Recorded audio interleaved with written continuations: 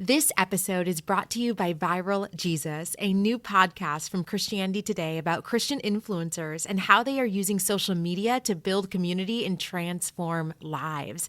Join me, Heather Thompson Day, every week for Viral Jesus, wherever you get your favorite podcasts. This episode is brought to you by the Table Podcast from Dallas Theological Seminary. How can you and your church think more biblically about issues facing our culture? How can we better engage those who see Christianity differently? Join us for the Table Podcast as we discuss issues of God and culture at dts.edu/thetable. This episode is part of a long series exploring the rise of Christian fundamentalism in the United States through the Scopes monkey trial. This episode can stand on its own, but when you're done, go back and start at the beginning of Season 5. It's 1896, Chicago, site of endless labor unrest, stockyards as far as the eye can see, and the Democratic National Convention. Anyone who is anyone is there, including William Jennings Bryan. He's a young man, a former member of the House of Representatives of the United States. The Democrats needed to find someone to run against William McKinley. But first, they had to set up their platform, choose what their whole campaign was going to be about. Party platforms are really important. Now, they're not very important anymore. But they paid a lot of attention in the 1890s, and the platforms were published, all over the place in newspapers and magazines. People said they would stand on the platform. That is historian and author Michael Kazin, who wrote a book about William Jennings Bryan called A Godly Hero. He teaches at Georgetown University. As part of the debate on the floor of the convention in Chicago, he gives this very long 45-minute speech. Considered by some to be the greatest convention speech in United States history. It's called The Cross of Gold, Bryan's greatest hit. As soon as they heard it, the crowd erupted in applause. They carried him on their shoulders around the room. Multiple bands played at the same time. The room went nuts. And why? What was the issue he discussed? Was it women's rights, segregation, war, poverty, or landing on the moon? No, none of those things. It was the gold standard. Specifically, whether or not to add silver into the mix. To take the giant pool of money in the United States and make it even larger. This was more than just monetary policy. For Bryan, this was his faith in God acted out in the public square, helping real people. Now, can you imagine people going crazy after a speech on monetary policy? To us, it seems a little quaint.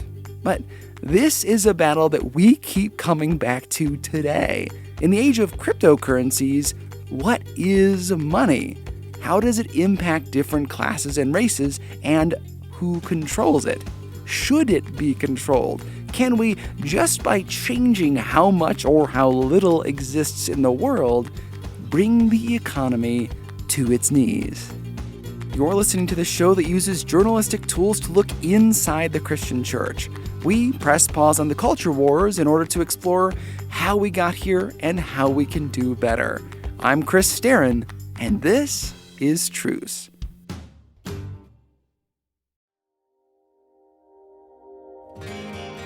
This episode is brought to you in part by Carey Theological College, Canada's online evangelical seminary. At Carey Theological College, our mission is to make theological education accessible, practical, and achievable. We have helped hundreds of ministry leaders by providing accredited master's and doctoral level theological education for over 3 decades. Last year, through the generous support of our donors, it was an honor to be able to offer a tuition-free start to over 90 highly qualified students to jumpstart their studies. This year, we would like to offer all new students 8 tuition-free foundational courses in Bible, theology, and church history. These courses may be used toward a diploma, Master of Arts, or Master of Divinity degree if you wish to continue your studies. Please visit carey-edu.ca for more information. We invite you to prayerfully consider this opportunity to engage with us in our shared ministry for the people of God.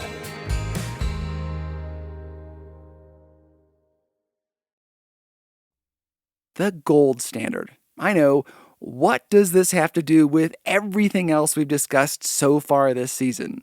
Premillennialism, postmillennialism, evangelicals, the social gospel, and Christianity. Well, we'll get there. But first, I had the chance to speak to one of my radio heroes. I'm Jacob Goldstein. I'm the author of the book Money, the True Story of a Made-Up Thing, and I'm also one of the hosts of the Planet Money podcast. This was not just a great interview, but truly one of the best conversations I've had in years. We're going to talk about economic depressions, huge moves in politics, and work our way back to William Jennings Bryan and the Cross of Gold speech. But first, we need to understand one really crucial thing. Yeah, we'll start off with the easy, gigantic question. What is money? What is money? I feel like I should have that answer ready right now after all these interviews.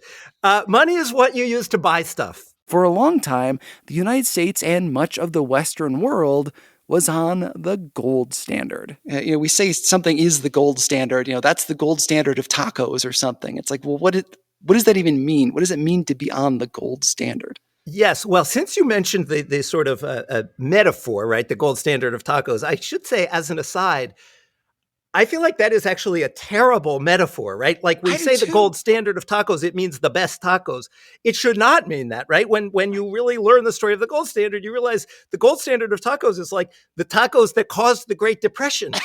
I would watch that movie for sure. I never had a taco that bad. My taco experience has been very good. The gold standard is so important that it was a contributing factor to the Great Depression. But seriously, what does it mean to be on the gold standard? So the gold standard. If the United States, for example, is on the gold standard, what it means is the U.S. government is promising that you can trade a dollar for a fixed amount of gold year in and year out. It means the value of the dollar is defined as a certain amount of gold. In the case of the United States, 1 ounce of gold equaled $20.67 in paper and coins. In other words, if I walk into a bank and say 1870 and plunk down $20.67, I get 1 actual physical ounce of gold. The same was true for 1880, 1890, 1900, 1920. $20.67 got you 1 ounce of gold. For most of the time there was paper money, the sort of meaning of paper money to people was that it was like a claim check, right? The paper wasn't the valuable thing. What it was a claim check for gold or silver or both, right? So if you were to change the amount of gold you could get for $1, it would be like changing how much a gallon is, right? It would be like you'd go to the gas station and they'd be like, oh, actually, a gallon today is a little less. You'd be like, no, that's not what a gallon means. The definition of a gallon is a certain amount of gas. It was important that the amount of paper and coins always represented the same amount of gold. In the early 1800s, most of the big economies in the world were on different currencies. France was on the franc, England the pound, the US on the dollar. And each of them were backed by different amounts of precious metals, silver or gold. If Spain decided that this month their currency was going to be backed by a brick of gold, they could change it next month to be a little less, or a lot less. They were not locked into one fixed amount, which must have been really confusing if you did business internationally. Not only did you have to do the conversion of how many dollars equals this many francs, you also had to understand that the dollar was worth a different amount of gold than the franc, and it could fluctuate from one day to the next. So Britain decides to simplify this. It goes on the gold standard. Not just backing its money with gold, but setting a fixed amount of gold for a fixed amount of paper money. It would not change. Simple. And other countries who wanted to do business with Britain followed suit. Now it was much easier to do trade across boundaries because we always knew how much gold another currency could get us. It never changed. As it happened in the 19th century, when everybody was going onto the gold standard, it was also this this great era of globalization, kind of analogous to the one that we went through, at the beginning of the 20th century, of things being made all over the world, of capital flows, investment moving from one country to another. And the fact that all the investors and buyers and sellers in all the different countries knew that the relative values of the currencies were going to stay the same and that they were all redeemable for gold made it easier, made it work better. In a time when people did calculations on paper and transactions were relatively simple, this system made a lot of sense. Well, let's see. Gold and silver are basically money. This was a world where gold and silver were basically money. And so people thought, well, if we want our country to get rich, let's get a lot of gold and silver from around the world and pile it up, and then we'll be rich. And the way you do that is basically you run a trade surplus. You sell more stuff to the rest of the world. They send you their gold and silver, and you buy less stuff from the rest of the world. So you don't have to send that gold and silver back to other countries, right? That was the basic economic idea when Hume came along. That is David Hume. He was an 18th century skeptic in a time when it was unheard of to be an atheist, a philosopher, and historian. He also had this kind of simple idea about global wealth. Say there's twice as much silver overnight, like poof, silver doubles. Like yesterday, the country had 1,000 ounces of gold, and today we have 2,000. What'll happen? It doesn't mean everybody's suddenly rich. What it means is each piece of silver buys less. Prices go up. If you've got too much gold, it becomes less valuable because there's lots of it. It's not rare. If the streets are made of gold, the trash cans, buildings, it's no longer that valuable because it's everywhere. But if you've got, say, one lump of gold in the whole country, it's super rare. Everyone wants it, and its value goes up. What happens is prices go up. More money stuff, more silver in Hume's model means prices go up. So suddenly you can't buy twice as much stuff.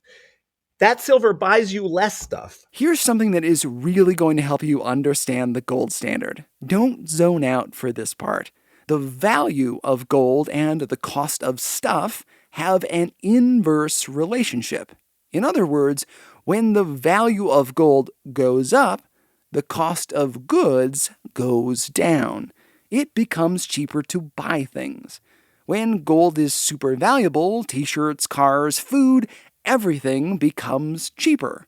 At the same time, when the value of gold goes down, the cost of everything we buy goes up.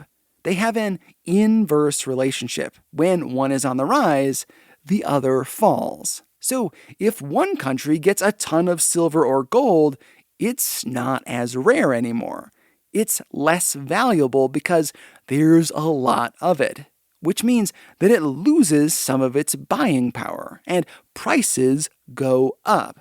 It takes more money to buy, say, a TV than it did the night before. Hume had this idea of how that plays out in global markets. So the prices have gone up in your country, but they haven't gone up in other countries, right? Because they don't have twice as much silver as they used to. So now, instead of buying whatever, corn, domestically, people will go to the other country where they don't have twice as much silver and start buying their corn from there because it's still cheaper there. All that silver that just piled up in your country, it's going to flow back out again. You're not going to wind up with more silver. It's just going to flow back like water, right? Hume's metaphor was like, it's just like water. Trying to pile up silver in one country, it's like trying to pile up water on one end of the ocean. It's just going to flow back. And so what you need to focus on, he said, is not how much silver and gold do you have. What you need to focus on is like making stuff, right? You want the people who are growing corn and, working in factories to be good at making stuff. Because if they can make stuff more efficiently or more cheaply, that's how you get richer, right? Not by piling up gold or silver. The gold or silver is just going to flow back out. That sounds really good, but there is a real problem with that assumption. So we think, falling prices, fantastic. But there is one group of people, and it is a large group of people, it includes me, includes lots of people, for whom falling prices are really bad. And that is people who are in debt. Not just people with like credit card bills or payday loans. I mean, certainly them, but also those of us with mortgages, car payments, and student loans. Responsible people who went to the bank and got a loan for a reasonable investment. Them too. Deflation, when the cost of goods goes down, is bad for them. Jacob and I worked out a way to explain this to you in a more tangible way. And I tried it out on my small group. Could I have one volunteer? Would anybody be willing to volunteer? It's really simple. I can do it. Would you? Oh my goodness, this is wonderful. Okay, now that we've got a volunteer, Hannah, we'll take this deflation thing out for a spin. You're in the business of selling something, selling anything. I don't know. What do you want to sell? Let's go back to tacos. Oh, perfect. Okay, you have a taco truck. So tell me about your truck. Can you just describe what would it look like? So it would actually be like a school bus, but I would convert it into a taco truck that would sell like really good tacos out of like the back door that swings open, like the emergency door. Yeah. You take out a loan, you got your taco truck, you pay, I don't know, $500 a month is your note on your taco truck. It's a nice truck. And in order to pay, you have to sell, 200 tacos, right? That's a lot of tacos. Let's recap those numbers. How many tacos would you have to sell at $2.50 to pay a $500 bill? Anybody? $500 loan. 200 tacos, right? Yeah. Okay. I'll be her first customer. I've got $2.50 right here. I'm going to give this to you. Okay. Money sounds. And I'm going to take a taco. Pretty simple. A basic transaction of goods for money. She's got her $2.50, and I've got one delicious taco. Let's make this thing a little more complicated. Now we add deflation. Prices are falling. People's wages are falling. So to sort of stay with things, keep up with the world, you have to cut your taco prices to $1. So let's say the value of gold goes up, which means the cost of goods around you is going down. You're going to start cutting your prices because things are cheaper. The lettuce is cheaper. The meat is cheaper. What else do we have in that? There's some cheese in here, onions, a tortilla. Some beans. All that stuff's going to get cheaper over time. So to compete with all of your competitors in this room, you have to sell your tacos for less. So let's say you make it $1 per taco. So here, I'm going to give you $1, and you're going to give me a taco. So now that you have a $500 loan payment each month. So how many tacos do you have to sell? I have to sell 500 tacos. Right. To pay that $500 a month payment, you now have to sell 500 tacos a month, right? You have to sell lots more tacos to make the same payment, right? So you are worse off. The amount you have to work, the number of tacos you have to sell to make the same payment has gone up. Because the value of gold went up, things got much worse for Hannah. She had to work a lot harder just to get by. Make sense? If you owe money, deflation is really bad for you. Because the amount of your loan stays the same, but the amount of work you have to do in order to pay off your loan goes up. You have to sell more tacos to pay for your truck. David Hume's model, the whole metaphor of the wealth of countries being like water going back to the ocean, overlooks this simple reality. Real people are hurt by this boom and bust cycle. So what does this have to do with the gold standard and William Jennings Bryan?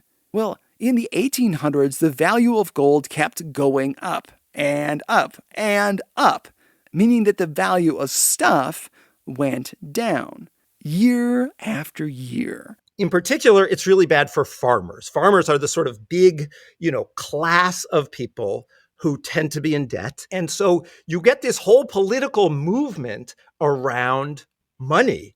And the new sort of more sticky rallying cry becomes, let's bring back silver. The US was on a mixture of silver and gold earlier in its history, but switched to just gold after Britain did. The idea that people like William Jennings Bryan had was, let's bring back silver. That means there's now more specie in the treasury, making it less valuable, and prices will go up. The stuff that is behind our money will become less rare and less valuable. Hopefully, that means farmers can sell their goods for higher prices and pay back their loans faster. I mean, I don't want to oversimplify it too much. There are still banks making loans, and that can add to the money supply. But, people who like the gold standard like the fact that it limits the amount of money it can create, right? That is sort of the purpose of it from a certain point of view, is the gold standard constrains the government's ability to create money. And yeah, there is this simple physical fact that if you add silver into the mix, that means more money. And when there's more actual money floating around, that tends to push up prices. At least historically it did so. That link has sort of broken in modern times, but historically the link was pretty clear. Which brings us all the way back to where we began this episode, 1896, Chicago, the Democratic National Convention. William Jennings Bryan is concerned about farmers who can't pay back their loans. He's a post-millennialist Christian. If you remember, that means he believes that good governance can make the world a better place. He uses religious language to talk about how governing well means adding silver into the mix. He gets on stage and delivers the slam dunk speech of his life, The Cross of Gold. It's a good speech. It's a really good speech. And of course, having written a book about money, I'm super thrilled that the most famous, presidential nominating convention speech ever is about monetary policy. Right. Great. It's a shame there are no recordings of the original speech. I guess there are some of him after the fact, after, recording devices got better. Yes. Well, so one of the amazing things about William Jennings Bryan is, he was famous as an orator. Orator or orator? I don't know. Orator. Let's go with orator. It sounds better. There were no microphones. So he would give these speeches to thousands of people with just his voice. There's this anecdote about his wife where one day she was sitting in a hotel room and could hear her husband perfectly, and he was giving a speech 3 blocks away, right? The man could project. I like to think of him as an opera singer trying to reach the back of the room with his words. And, this is the era, by the way, when they didn't have primaries the way we have them now. Now the political convention is basically just an ad, right? At that time, it was like a functional event where they're going there to decide who's going to be their candidate. And I believe that it was unclear at the beginning of this convention. It was. Although, yeah. I'm sure you know all of the non-gold standard stuff about Bryan better than I do. Which is why Jacob should have me on Planet Money, right? No pressure, Jacob. But I would definitely die a happy man. Anyhow, Bryan is handsome, strong, and a gifted orator. A lawyer turned politician turned representative from Nebraska. So should I not even say that he's young? Well, everybody already know he's 36, super young for a presidential candidate, right? He's on stage, a young man, part politician, part preacher. His recent career is marked by this anti-gold standard stance, which Jacob says today would be like being anti-1%. He's positioned himself as the champion of the underdog, the working farmer. He makes this argument that, look, when you say that being pro-gold standard is being pro-business, you're just defining business wrong. Here, I'm just going to quote a little bit of the speech. He says, "Will you come before us and tell us that we shall disturb your business interests," meaning if we get rid of the gold standard, "that we shall disturb your business interests. We reply that you have disturbed our business interests." He says basically, you have made too limited in its application the definition of a businessman. Businessmen aren't just people who work in, fancy offices in New York City. The man who is employed for wages is as much a businessman as his employer. The farmer who goes forth in the morning and toils all day, is as much a businessman as the man who goes upon the board of trade and bets upon the price of grain, right? So he's sort of redefining the terms here to kind of flip the idea. And then he's like, okay, let's do this. And it's just, we're taking the fight to them. He says, we beg no longer, we entreat no more, we petition no more, we defy them. He's like, if they dare to come out in the open field and defend the gold standard as a good thing, we shall fight them to the uttermost, having behind us the producing masses of the nation and the world. He says, We shall answer their demands for a gold standard by saying to them, you shall not press down upon the brow of labor this crown of thorns. You shall not crucify mankind upon a cross of gold. He steps back and puts his arms out, like, he's talking about being crucified, and it's sort of like as if he's on the cross, and he just stands there. And then the crowd just goes wild. They just, like bands start playing and people are standing up on their chairs and banging on their chairs. And basically at that moment, they're parading him around the room, and he is, basically then becomes the Democratic nominee for president and makes his whole case to be the president on getting out of the gold standard, bringing back silver. The speech is really important in our long story about the rise of fundamentalism because it shows us a couple of really important things. First, Bryan's stance where he wanted silver added into the currency. That was to help people in debt. Bryan, as we said in earlier episodes, subscribed to what is called the social gospel. That movement that called for people to live their lives in service to others. Bimetallism was the social gospel in monetary policy. Use money itself to help the poor. Reframe business not just as for those in finance and in offices, but also those in fields feeding the country. They are business people too. Second, this stance demonstrated the post-millennialist goal to make the world a better place, even using government tools to do so. It is an optimistic view, especially when you get into the speech. This is a pivotal moment in our story this season. This is where Bryan goes from being a popular speaker and a congressman to a full-blown celebrity, a voice for common people.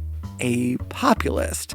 This talk of metal-backed money may seem like an abstract concept, but there are people even today who advocate bringing back the gold standard, mostly conservatives and libertarians.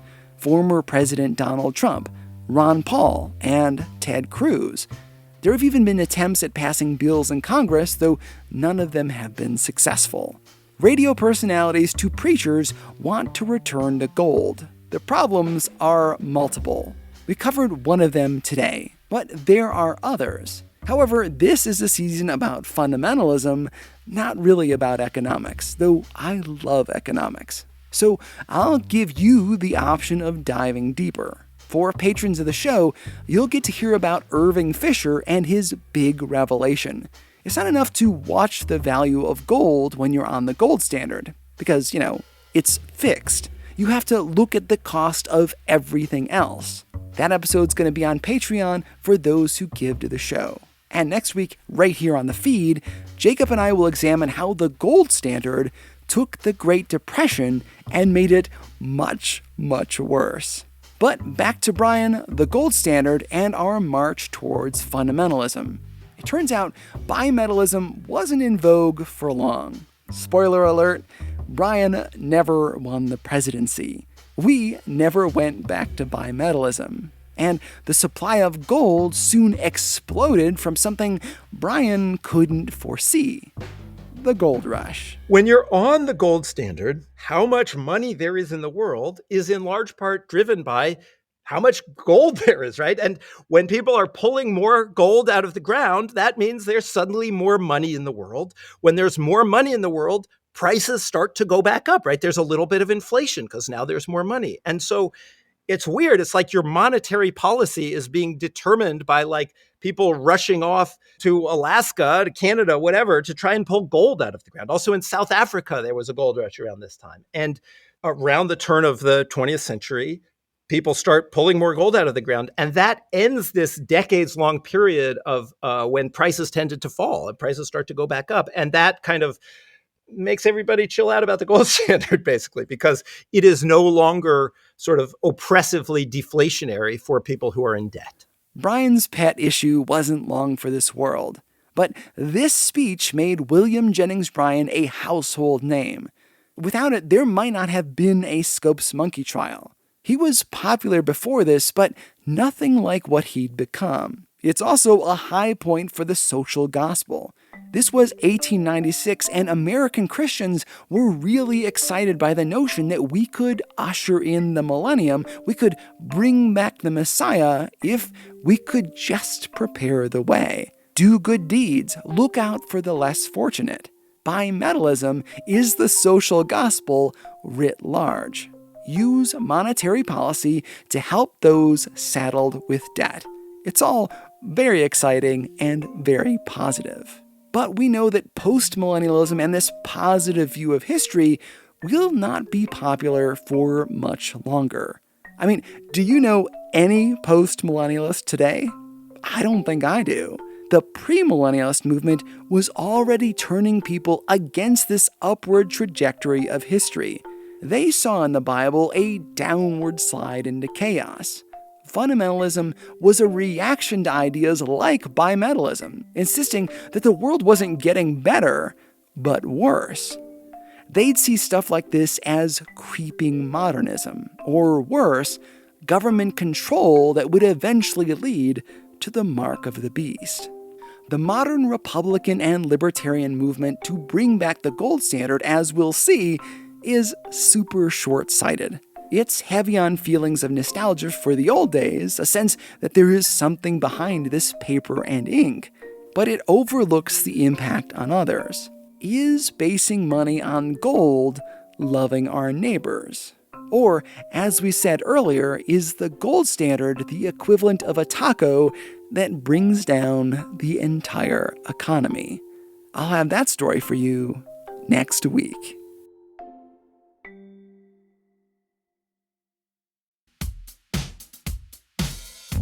Special thanks this week to the fantastic Jacob Goldstein. His book is Money, the True Story of a Made-Up Thing, and it is truly great. He was co-host of NPR's Planet Money podcast when we recorded this, but he's now executive producer of Pushkin Industries and the host of the show What's Your Problem?, where he talks with business leaders to understand the challenges in their industry.